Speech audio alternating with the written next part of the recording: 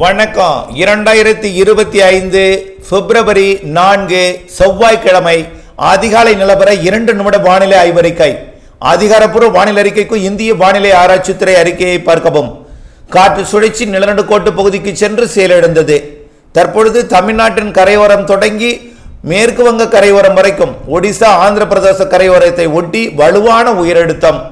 இந்த உயரழுத்தம் வட இந்திய குளிரலையை தமிழ்நாட்டில் ஏற்றுகிறது.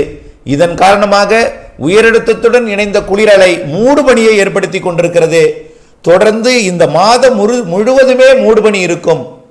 ஆக சில நாட்கள் மூடுபனி இருந்தாலும் அதில் குளிர் இருக்கும். அப்படிப்பட்ட நாட்கள் பார்த்தீங்கன்னா வரக்கூடிய 10 to 14 வரை மூடுபனி அதிகாலையில் இருந்தாலும் குளிருடன் கூடிய மூடுபனியாக அது அமையும்.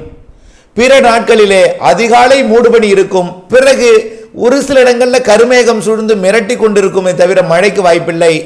மதிய மாலையில கடுமையான வெயில் இருக்கும். மாலை 5 மணி வரை வெயில் கொஞ்சம் கோரமாக இருக்கும்.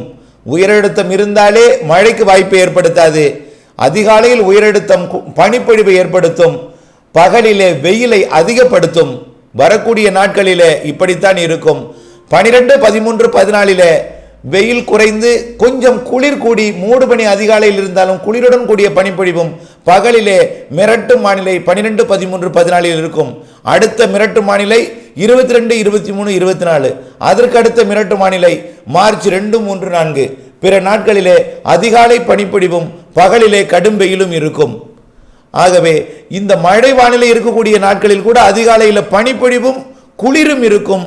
பகலில் வெயில் குறைந்து மழைக்கு சாதகமான மேகமூட்டங்கள் 12, 22, மார்ச் 2 என்ற தேதிகளில் அமையும். தொடர்ந்து வானிலை அப்டேட்ஸுடன் இணைந்திருக்க நன்றி.